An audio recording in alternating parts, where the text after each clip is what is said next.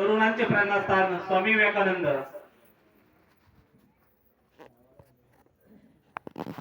तसेच ज्या स्त्री शिक्षणाची दारं स्त्रियांसाठी खुली केली त्या सावित्रीबाई फुले,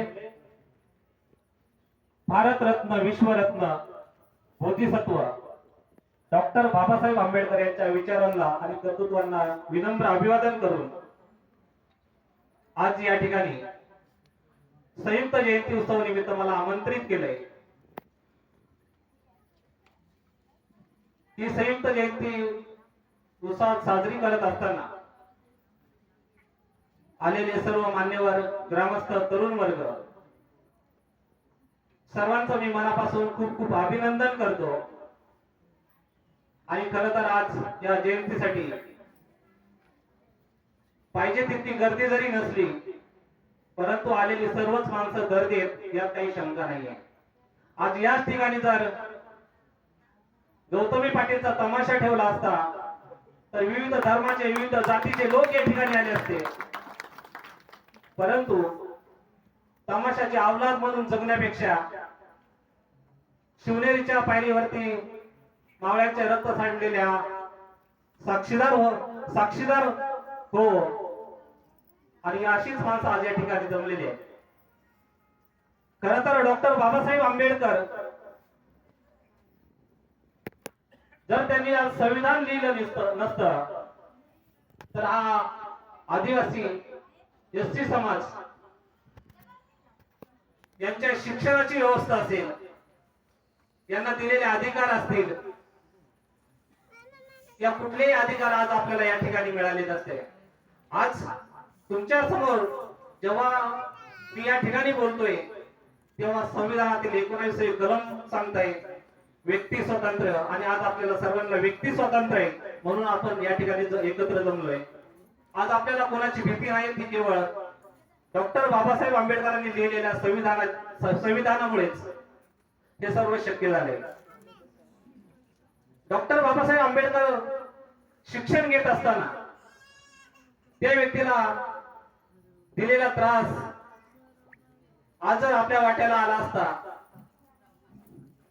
तर आपण 32 पदव्या तर सोडा, पण साधी शिक्षणाची ओळख सुद्धा आपण घेऊ शकलो नसतो।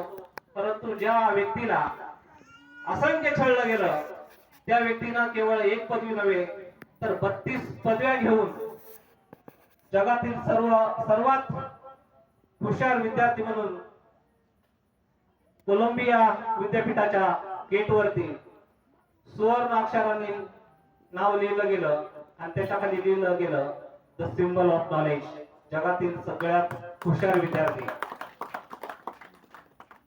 आजचं जर वातावरण बघितलं तुम्ही तर आज हे सगळं वातावरण नकली आहे, आणि या नकली वातावरणात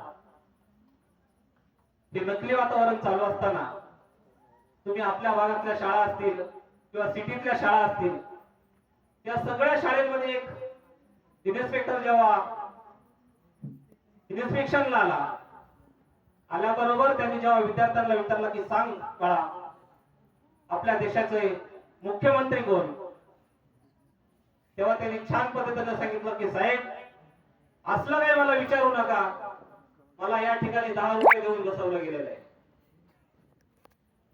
त्याच्यानंतर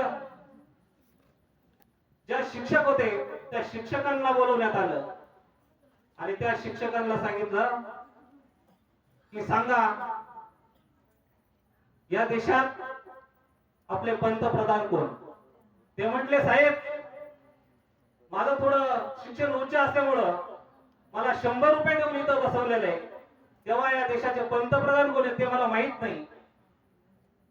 तेव्हा जेव्हा त्या मुख्याध्यापकांना बोलवण्यात आलं तेव्हा मुख्याध्यापकांना विचारलं गेलं की सांगा या शाळेतलं जे विद्यार्थी आहेत, जे शिक्षक आहेत,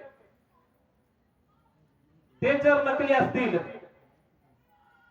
तर या देशात सत्य काय असेल तर ते सत्य आहे डॉक्टर बाबासाहेब आंबेडकरांनी निर्माण केलेलं संविधान, आणि त्या संविधानावरती हा देश चालतोय।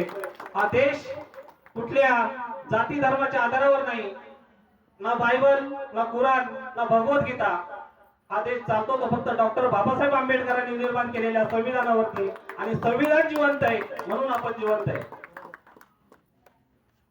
परंतु आजपर्यंत आपण डॉक्टर बाबासाहेब आंबेडकरांना फक्त डोक्यावर घेऊन नाचलोय, परंतु आज त्यांना खरी गरज आहे ते डोक्यात घेण्याची. ज्या दिवशी तुम्ही डोक्यात बाबासाहेब घ्याल त्या दिवशी खरं तर डॉक्टर बाबासाहेब आंबेडकरांचं स्वप्न पूर्ण होणार आहे. त्यांना शिक्षणासाठी अनेक वेळा छळलं गेलं, त्यांना वर्गाच्या बाहेर बसवलं गेलं, त्यांना पाणी पिण्याची सक्ती केली गेली, असंख्य यातना डॉक्टर बाबासाहेब आंबेडकरांना दिल्या, परंतु डॉक्टर बाबासाहेब कधीही खचले नाही. त्यांनी आपल्या शिक्षणाच्या जोरावर केवळ आपल्या समाजासाठी नाही तर या भारत देशात विविध जाती, विविध धर्म, विविध प्रांत या सर्व प्रांतांना एकत्र ठेवण्याचं काम डॉक्टर बाबासाहेब आंबेडकरांनी संविधानाच्या माध्यमातून केलेलं आहे.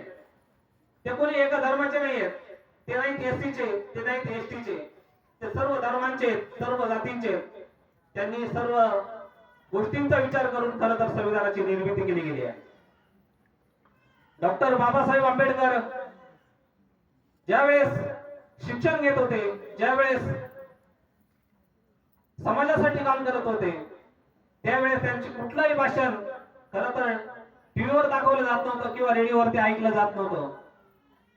त्याच वेळेस एक व्यक्ती गळ्यात सूरपेटी अडकवून उन्हात, वाऱ्यात, वादळात आणि पावसात डॉक्टर बाबासाहेब आंबेडकरांची चळवळ तळागाळापर्यंत पोहोचवत राहिले, आणि ते म्हणजे वामनदादा कर्डक. त्यांच्या विचारांना एक विनम्र अभिवादन करतो.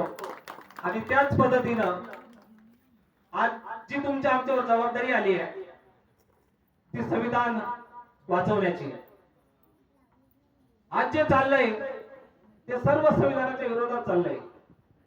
कदाचित संविधानाची निर्मिती झाली नसती तर एकदा स्वतःच्याच मनाला विचारा की जे गरीब लोक आहेत, जे अजूनही शिक्षणाच्या प्रवाहात आलेले नाहीयेत, त्या लोकांना शिक्षण भेटलं असतं का? जर या महापुरुषांनी संघर्ष केला नसता तर आज आपल्या वाट्याला जे आपण निवांत झोपतोय, निवांत शिक्षण घेतोय, ते आपल्या वाट्याला कधीच आलं नसतं. म्हणून आजची गरज आहे डॉक्टर बाबासाहेब आंबेडकरांचे विचार तळागाळापर्यंत पोहोचवण्याचं काम खरं तर आज तुमच्या आमच्या तरुणांवरती आलेलं आहे. परंतु इतकी वाईट परिस्थिती असताना सुद्धा आजही तुम्ही बघितलं की आपल्या खेड्यापाड्यात आणि सिटीत सुद्धा जे विद्यार्थी आहेत ते आजही व्यसनाच्या आहारी गेलेले आहेत, मोबाईलच्या आहारी गेलेले आहेत. आणि या मोबाईलच्या आहारी जाऊन वाचनाकडे कोणाचंच लक्ष नाही आहे, किंवा महापुरुषांचे विचार जपण्याचं काम खरं तर कोणीच घेत नाहीये. परंतु आजही गरज आहे ते डॉक्टर बाबासाहेब आंबेडकर असतील, सावित्रीबाई फुले असतील, त्या महापुरुषांचे विचार तळागाळापर्यंत पोहोचवण्याचं काम तुमच्या आमच्यावर आहे.